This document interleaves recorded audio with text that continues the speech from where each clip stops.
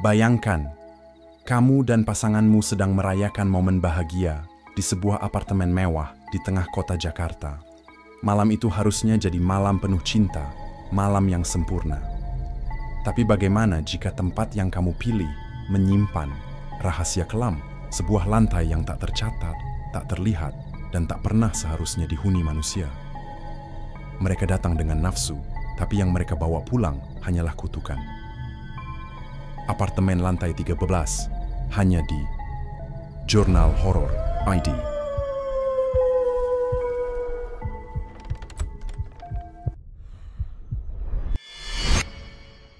Jakarta, pukul 1 dini hari. Langit di atas ibu kota tampak berat dan gelap, seolah menahan hujan yang belum siap turun.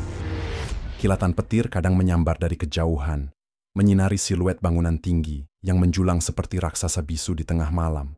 Suara klakson kendaraan dari jalan tol masih terdengar, meski telah lewat tengah malam.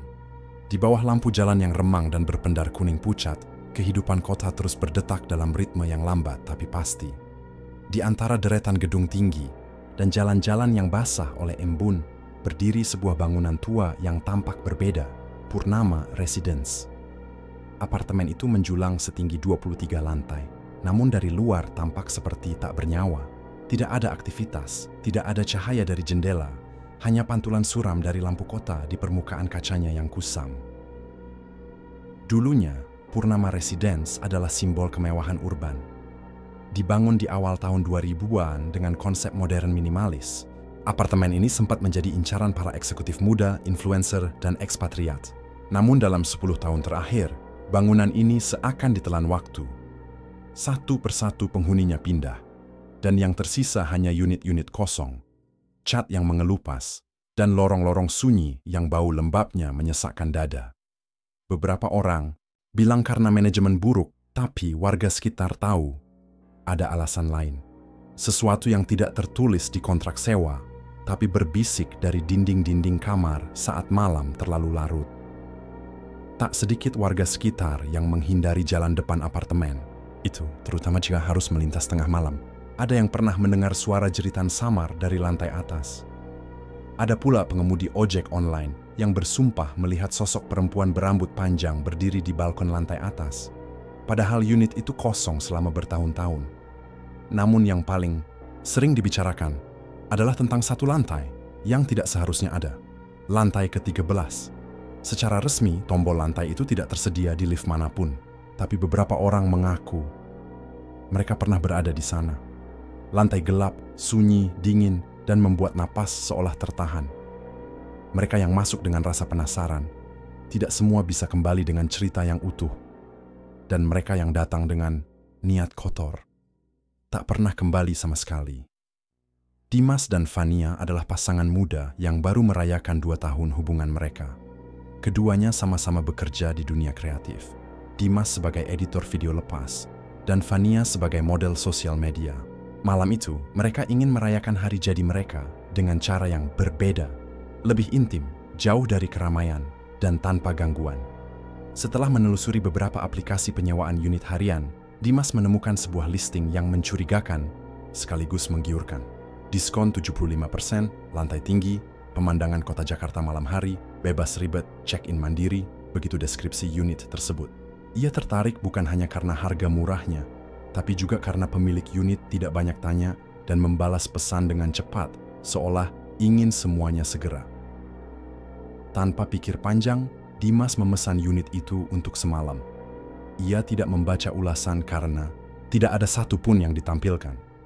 Fania sempat merasa ragu saat melihat foto unit. Terlalu sempurna, terlalu bersih, hampir seperti hasil render komputer. "Kok aneh ya, Mas? Ini beneran apartemen beneran?" tanyanya. Tapi Dimas, yang sudah terlanjur terpancing harga murah dan suasana romantis yang dijanjikan, menenangkan kekasihnya. "Udah, jangan mikir aneh-aneh. Kita kan cuma semalam, habis itu cabut." Mereka berangkat dari Cilandak menuju apartemen yang berlokasi di daerah pusat kota, tidak jauh dari Sudirman. Perjalanan mereka sempat terhenti karena hujan deras turun mendadak, disertai petir yang membuat langit sesekali terang menyilaukan. Ketika akhirnya sampai di depan gerbang apartemen Purnama Residence, suasana langsung berubah. Gerbangnya besar, tapi catnya memudar. Taman di depannya dipenuhi rumput liar yang menjalar ke trotoar. Vania meremas lengan Dimas, merasa tidak enak. Hati, kok sepi banget ya mas? Kayak nggak ada orang tinggal, bisiknya. Dimas hanya tersenyum kaku, mencoba menyembunyikan kegelisahan yang mulai menjalari pikirannya. Di pos satpam, hanya ada satu pria paruh baya yang duduk membelakangi mereka, menatap layar monitor CCTV yang gambar-gambarnya tampak penuh gangguan. Pria itu menoleh sebentar ke arah mereka, namun tidak menyapa. Tatapannya kosong, dan anehnya, matanya tampak merah seperti habis menangis lama.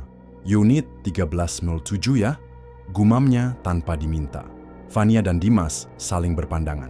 Mereka tidak pernah menyebutkan nomor unit.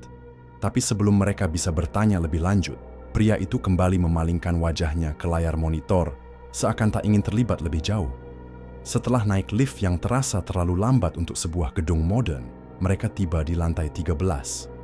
Aneh memang, sebab di tombol lift tak ada angka 13. Yang ada hanyalah angka 14. Namun ketika pintu terbuka, tulisan di dinding lorong menunjukkan dengan jelas lantai 13. Angin dingin menyambut mereka saat melangkah keluar, padahal tak ada jendela terbuka. Lorong itu sempit, gelap, dan lampu-lampunya berkedip tak beraturan. Bau anyir bercampur lembab menyengat dari dinding-dinding kusam yang seolah sudah lama tak disentuh manusia. Suara langkah mereka menggema panjang, namun seperti ada gema lain yang datang sedikit lebih lambat. Seolah ada langkah tambahan yang mengikuti mereka dari belakang, meski mereka berdua tahu lorong itu kosong. Unit Sakitchak 107 berada di ujung lorong, persis di sudut yang paling gelap. Nomor unitnya menempel miring dan karatan, seperti hendak jatuh dari pintu. Dimas mengeluarkan kunci digital dari pesan pemilik apartemen dan menekan kode akses. Klik. Pintu terbuka pelan, berderit ringan seperti baru saja dibuka setelah bertahun-tahun terkunci. Di dalam, ruangan tampak bersih dan rapi, bahkan terlalu bersih. Bau pengharum ruangan menusuk hidung, seperti mencoba menutupi sesuatu yang busuk. Dindingnya putih, lantainya mengilap, dan perabotan terlihat baru, namun anehnya, semuanya terasa kosong. Seperti panggung yang dibuat menyerupai rumah, tapi tak memiliki jiwa. Vania melangkah masuk dengan ragu, menatap sekeliling dengan tatapan curiga. Kok sepi banget ya? Suaranya kayak kedap banget. Dimas menyalakan TV dan pendingin ruangan, mencoba mencairkan suasana. Mereka duduk di sofa sambil membuka makanan yang mereka bawa. Tapi rasa tidak nyaman tak kunjung hilang. Sesekali Vania menoleh ke arah cermin besar di dekat dapur dan bersumpah melihat bayangan seseorang berdiri di belakang mereka. Namun saat ia menoleh, tak ada siapa-siapa. Ia tidak berani bilang ke Dimas. Ia hanya menggenggam tangan kekasihnya, lebih erat berharap malam itu cepat berlalu. Namun malam baru saja dimulai, dan apartemen itu belum menunjukkan wajah aslinya. Sekitar pukul 2:15, Dimas mulai merasa udara dalam unit itu semakin dingin. Jauh lebih dingin dari sebelumnya, meskipun AC telah dimatikan sejak mereka masuk. Suhu ruangan seolah menurun drastis, menusuk ke tulang dan membuat bulu kuduk meremang.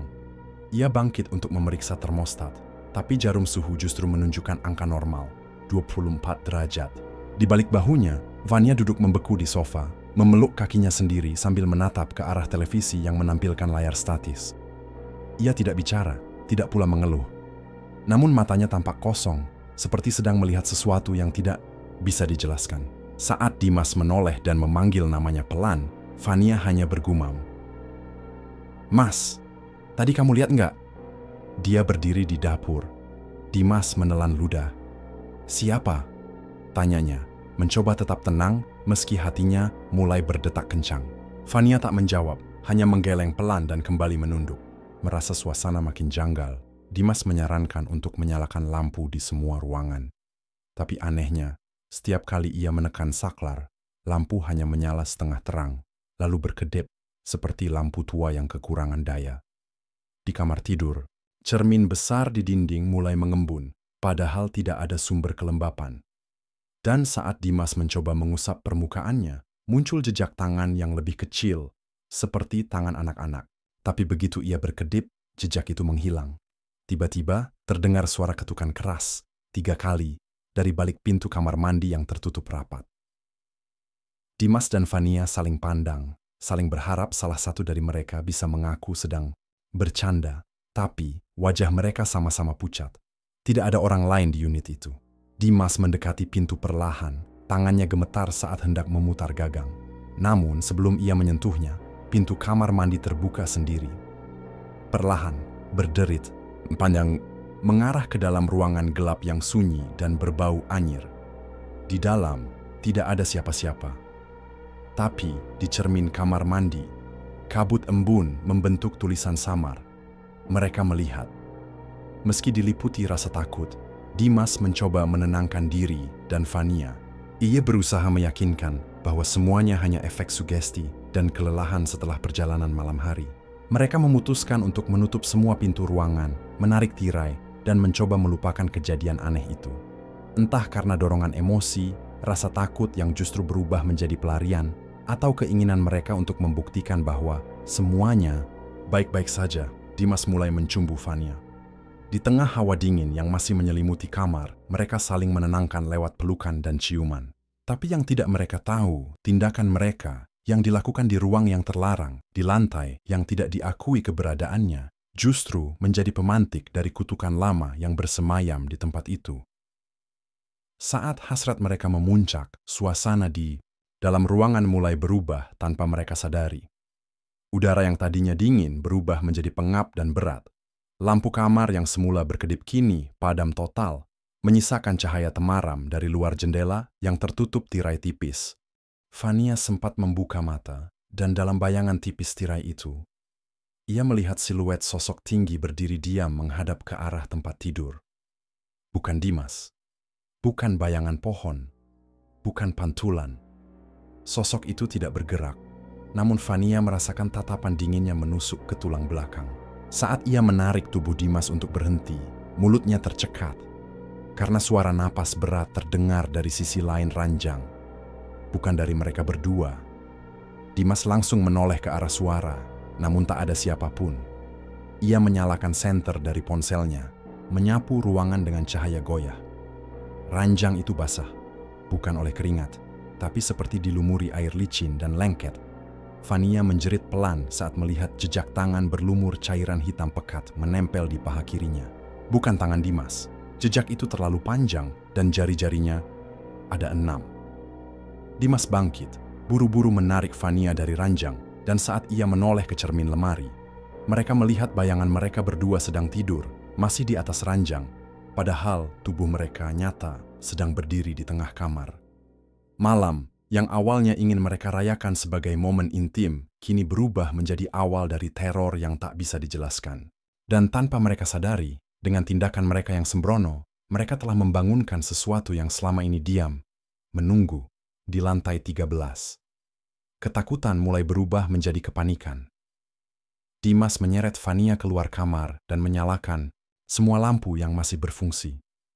Namun cahaya lampu kini tampak aneh, terlalu kuning, terlalu redup, dan menghasilkan bayangan yang tidak sesuai dengan posisi benda. Seperti ada sesuatu yang salah dengan ruang dan bentuk.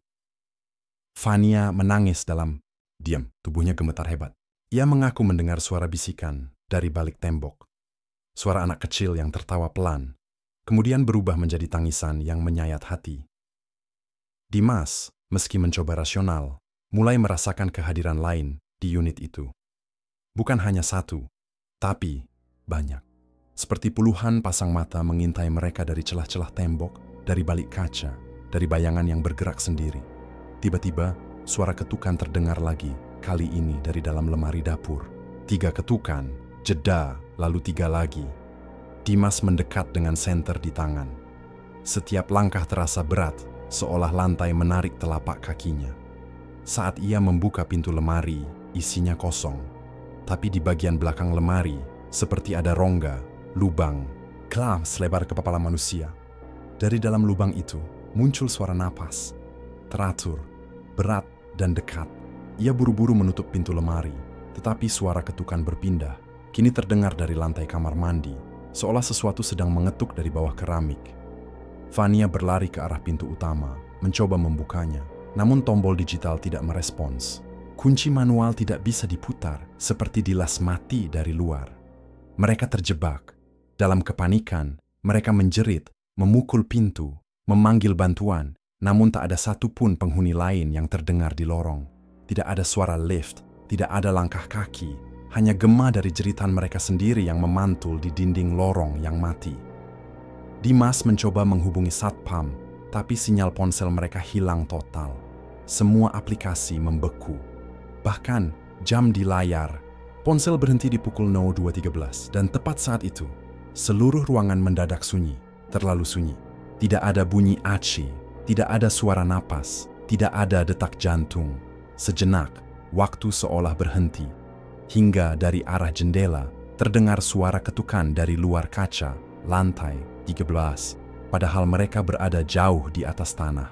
Seseorang atau sesuatu sedang mengetuk dari luar jendela itu.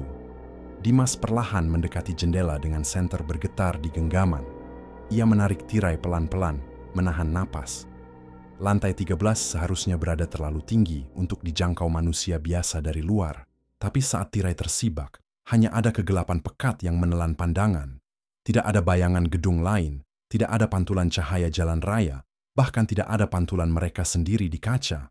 Hanya gelap dan 3 bekas jari yang menempel di kaca bagian dalam, panjang, kotor, dan meninggalkan bekas cairan hitam kental seperti darah yang membusuk. Dimas mundur dengan wajah pucat, dan untuk pertama kalinya malam itu, ia berbisik, "Kita harus keluar dari sini. Sekarang." Namun Fania justru mematung. Matanya terpaku pada sebuah foto yang tergantung di dinding dekat pintu. Ia yakin foto itu belum ada sebelumnya. Bingkainya usang, dan dalam foto tersebut tampak sepasang kekasih duduk di sofa yang sama dengan yang mereka duduki tadi. Yang membuat darah mereka berhenti mengalir adalah wajah wanita dalam foto itu. Sangat mirip dengan Fania. Bukan sekadar mirip, identik. Bahkan tanda lahir di bawah matanya sama persis. Pria di sampingnya mengenakan kaos yang juga mirip dengan milik Dimas. Tapi wajahnya kabur, seperti digores dengan benda tajam. Tanpa sadar, Fania mendekat untuk melihat lebih jelas. Saat ia menyentuh bingkai foto itu, suara seperti bisikan langsung menyelinap ke telinganya, lembut, dingin, dan mengancam. Yang datang dengan dosa akan tinggal selamanya di sini. Tubuh Fania langsung jatuh lemas. Matanya membelalak, dan dari hidungnya mulai menetes darah segar. Dimas menjerit panik, memeluknya sambil mengguncang tubuhnya. Namun Fania hanya bisa menunjuk ke arah cermin besar di ruang tengah. Dimas menoleh, dan di sana terpantul bayangan seseorang sedang duduk di kursi makan, meski kursi itu kosong di dunia nyata. Bayangan itu perlahan menoleh, wajahnya gelap, matanya merah menyala, dan mulutnya robek sampai ke telinga, tersenyum ke arah mereka. Dengan sisa tenaga dan keberanian yang dipaksakan, Dimas menggendong Fania ke kamar tidur dan membaringkannya di kasur. Hidung Fania masih mengucurkan darah dan matanya terlihat kosong. Tatapannya menembus langit-langit, seolah melihat sesuatu yang tidak bisa dilihat oleh manusia biasa. Dimas panik, mencari air, kain basah, apapun untuk menyadarkannya. Namun, saat ia kembali dari dapur, Fania sudah tidak ada di tempat tidur.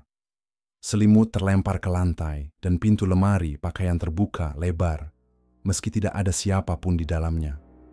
Suasana kamar kini semakin dingin, dan dari balik lemari terdengar suara cekikikan kecil, seperti suara anak kecil yang sedang bermain petak umpet. Dimas merangkak ke sudut ruangan, mencoba mengintip ke balik lemari, berharap itu hanya halusinasi. Namun saat ia menyalakan senter ke dalam rongga gelap di balik lemari, yang ia lihat justru bayangan tubuh Fania sedang duduk memeluk lutut, menghadap ke dinding, berbisik sendiri. Bisikannya lirih, berulang, seperti mantra yang ia sendiri tak sadari.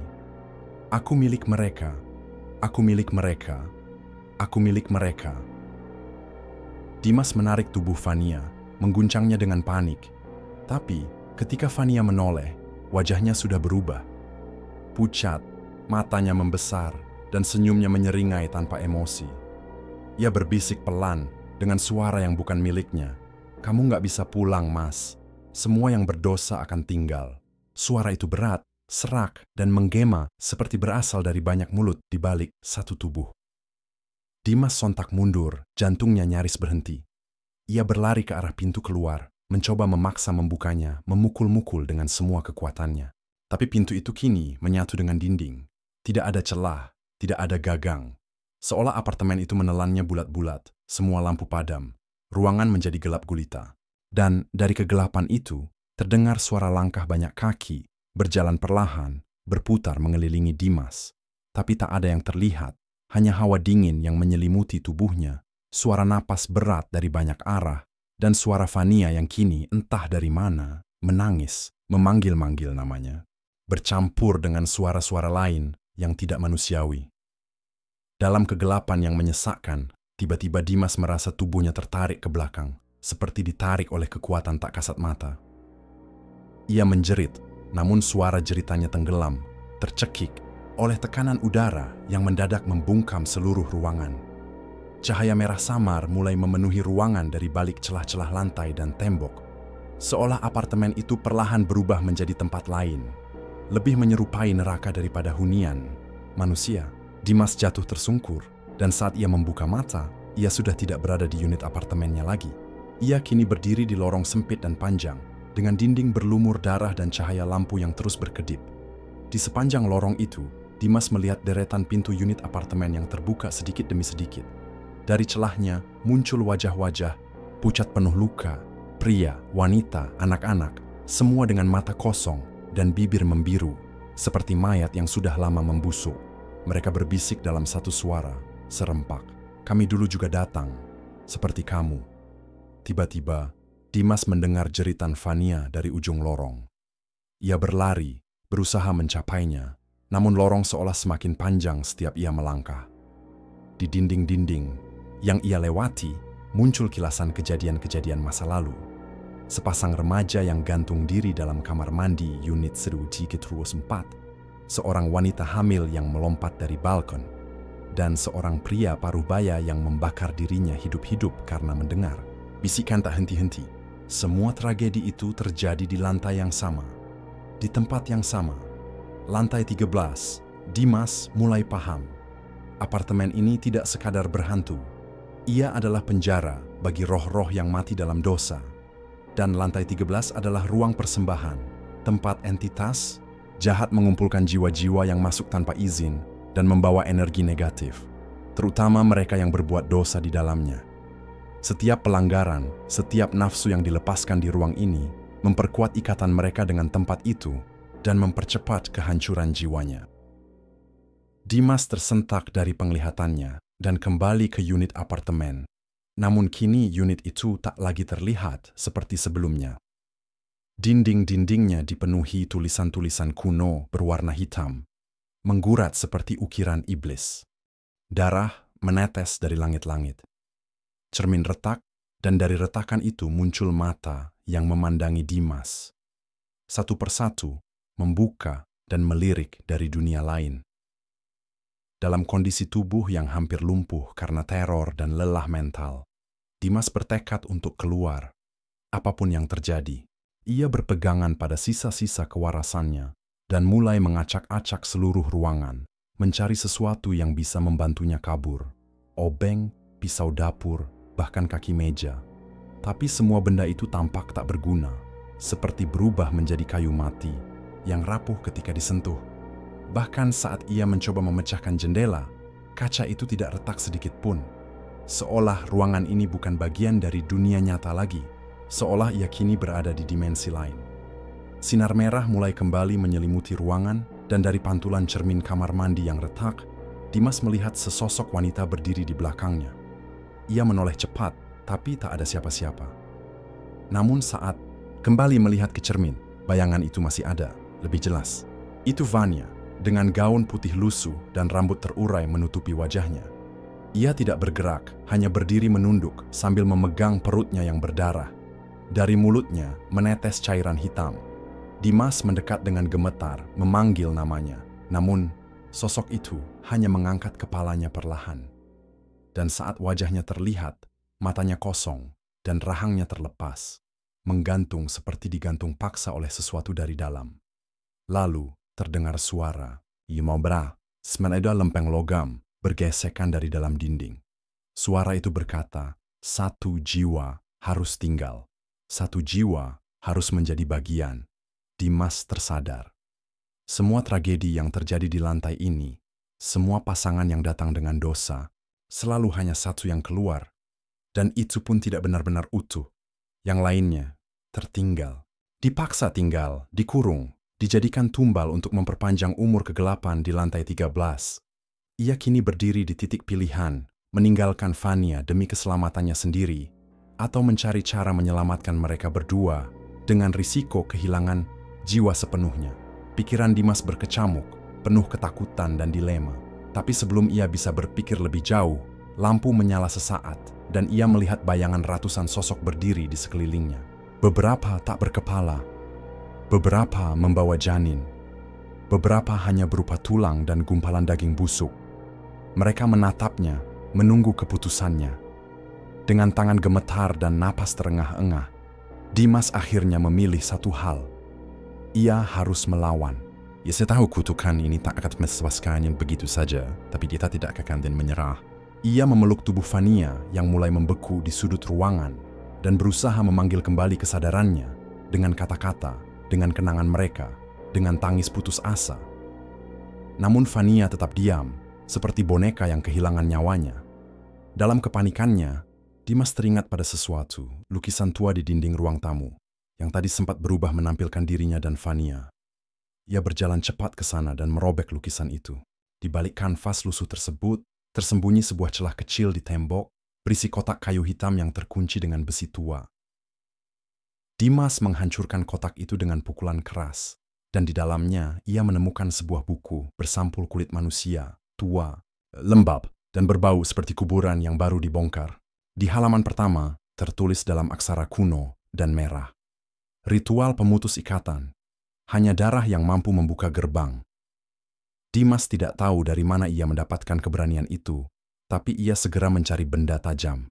Pecahan kaca dari cermin kamar mandi. Dengan tangan gemetar, ia menggurat telapak tangannya dan meneteskan darahnya ke buku tersebut.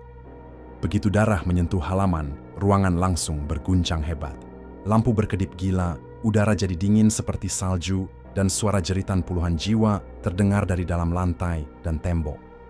Buku itu membuka sendiri, menunjukkan simbol-simbol dan instruksi, ritual yang membutuhkan korban terakhir. Dimas membaca, cepat, dan di tengah halaman, ada gambar seorang pria yang mengorbankan dirinya sendiri untuk menyelamatkan pasangan yang terikat kutukan. Hatinya tercekat, itu artinya dia harus menyerahkan nyawanya agar Fania bisa keluar. Tapi sebelum sempat memutuskan, suara berat yang tadi kembali terdengar, lebih jelas, dan kali ini tepat di belakang telinganya. Kau bisa menukar tempat, atau kalian berdua akan tinggal selamanya. Dimas menoleh cepat dan melihat bayangan dirinya sendiri, namun lebih tua, lebih kurus, dengan mata cekung dan kulit membusuk. Bayangan itu tersenyum, lalu menghilang ke dalam tembok, meninggalkan jejak darah yang merayap ke arah kamar tidur, seolah menunjukkan pilihan terakhirnya. Dimas duduk bersila di tengah ruang tamu yang kini berubah seperti altar sesembahan. Dinding-dindingnya seolah berdarah, mengeluarkan cairan hitam kental yang mengalir ke lantai dan membentuk pola melingkar, meniru simbol dari buku kutukan yang ia temukan. Ia menggenggam tangan Fania yang mulai sedikit bergerak, meski matanya masih memancarkan kehampaan. Ia tahu waktu mereka tidak banyak. Dimas mengguratkan lingkaran simbolik di lantai menggunakan darahnya sendiri, mengucapkan mantra dengan lidah yang kaku dan gemetar. Setiap kata terasa seperti menyayat tenggorokannya, seolah ada kekuatan besar yang tidak menginginkannya menyelesaikan ritual itu. Begitu mantra mencapai bait keempat, suara keras seperti tangisan bayi terdengar dari balik dinding, disusul jeritan panjang wanita yang terdengar seperti berasal dari perut bumi. Lantai bergetar keras, dan dari dalam celah-celah ubin, mulai merayap tangan-tangan kecil berwarna abu, mencoba mencengkeram kaki Dimas. Ia menahan rasa takut, terus membaca sambil memukul tangan-tangan itu dengan sisa kayu meja. Di sekelilingnya, bayangan-bayangan manusia mulai bermunculan. Mereka melayang di udara, terbalik, memutar kepala mereka hingga 180 derajat, dan mengutuk Dimas dalam bahasa yang tidak ia mengerti. Namun satu hal pasti, mereka marah. Darah yang mengalir dari tubuh Dimas kini tidak hanya dari tangan, hidungnya, matanya, bahkan telinganya mulai berdarah. Tapi ia terus membaca, terus bertahan sambil menggenggam erat tubuh Vania. Ketika ia mengucapkan kalimat terakhir, tiba-tiba Vania menjerit keras. Matanya terbuka lebar dan ia kejang hebat. Suara keras dari balik dinding meledak seperti bom gaib, dan dalam sekejap, semua makhluk yang tadi melayang menghilang. Ritual selesai, tapi tubuh Dimas ambruk ke lantai, lemah dan nyaris tak bernyawa. Vania kini sadar sepenuhnya, menangis dan memeluk Dimas yang membeku dalam pelukannya. Tapi belum ada kepastian apakah kutukan telah benar-benar berakhir atau hanya memindahkan dirinya ke dalam tubuh Dimas. Karena di balik mata Dimas yang terbuka setengah itu, ada senyuman yang bukan miliknya. Vania memeluk tubuh Dimas yang tergeletak lemas di pangkuannya. Air matanya mengalir deras, membasahi wajah pria yang baru saja menyelamatkannya dari sesuatu yang tak bisa ia pahami dengan logika. Tapi, ada yang aneh, Dimas tidak sepenuhnya tak sadar. Matanya terbuka setengah, menatap kosong ke arah langit-langit, dan namun sudut bibirnya melengkung perlahan, membentuk senyuman kecil yang bukan khas Dimas. Senyuman itu tidak menyampaikan ketenangan, melainkan kemenangan. Vania mundur perlahan, rasa takut yang ia kira sudah sirna kini, kembali mencengkeram tengkuknya dengan dingin. Dimas, bisiknya lirih. Tapi tak ada jawaban. Lalu tiba-tiba, tubuh Dimas terangkat sedikit, tanpa gerakan, otot, tanpa bantuan tangan. Seolah sesuatu mengendalikan tubuhnya dari dalam. Vania menjerit dan mundur hingga punggungnya menabrak tembok. Dimas menoleh perlahan, namun bukan ke arah Vania. Ia menatap ke arah jendela gelap, lalu berbisik dengan suara breath, bukan suara manusia. Satu jiwa telah dibayar, tapi gerbang kini terbuka. Vania bergetar. Ia menoleh ke sekeliling dan menyadari bahwa seluruh simbol di lantai mulai bersinar merah membara. Dinding apartemen berdenyut pelan, seperti kulit. Makhluk hidup, dan dari dalam cermin yang tadi retak muncul kilatan hitam. Sebuah mata besar, melotot dan bergerak liar, mengawasi mereka. Dimas, atau entitas yang kini menguasai dirinya, berdiri sempurna, lalu berjalan pelan mendekati Vania. Setiap langkah Dimas menciptakan bekas gosong di lantai, dan dari napasnya keluar asap hitam tipis, yang membuat udara di sekitar Vania membeku. Wanita itu menangis, memohon, "Kalau kau masih Dimas, tolong, lawan dia, tolong keluar dari tubuhmu." Tapi pria itu tidak merespons, hanya menatapnya dengan wajah kosong dan senyuman kecil yang tidak pernah berubah sejak tadi. Hanya ada satu hal yang jelas, yang berdiri di hadapannya bukan lagi Dimas dan Vania tersudut. Napasnya memburu, matanya liar mencari jalan keluar, tapi lorong apartemen itu kembali berubah, panjang, sempit, dan gelap, seolah tidak pernah ada pintu keluar sama sekali. Dimas, atau makhluk yang kini berada dalam dirinya, berjalan perlahan, kepalanya miring ke kiri seperti boneka rusak, dan suara langkah kakinya menggema seperti denting jam kematian. Sambil melangkah, ia terus berbisik dengan nada rendah. "Kini aku bebas, kini aku bebas." Tapi, di sela bisikan itu, Vania melihat mata Dimas berkedip. Hanya sepersekian detik, namun dalam kilatan itu ia melihat air mata. Masih ada Dimas di dalam sana, masih ada harapan. Dengan sisa keberanian yang terkumpul dari kepanikannya, Vania meraih pecahan kaca besar di lantai. Tangannya gemetar hebat, tapi ia genggam erat benda tajam itu dan berdiri menghadapi makhluk itu. "Kalau engkau masih bisa dengar aku, Dimas, tolong lawan dia. Ingat siapa kamu, ingat kita," teriaknya dengan suara parau. Makhluk itu terhenti. Tubuhnya bergetar hebat, dan sesaat kemudian ia mengerang, seperti sedang bertarung dengan sesuatu dari dalam. Tangan kirinya mencengkeram kepala, sedangkan tangan kanan mencoba meraih Vania. Tapi Vania tetap berdiri tegak. Ia mendekat pelan, lalu menempelkan keningnya ke dahi pria itu sambil berbisik, "Aku di sini. Aku tidak akan tinggalkan kamu." Tiba-tiba Dimas menjerit keras, suara teriakan ganda, satu suara manusia, satu suara seperti binatang purba.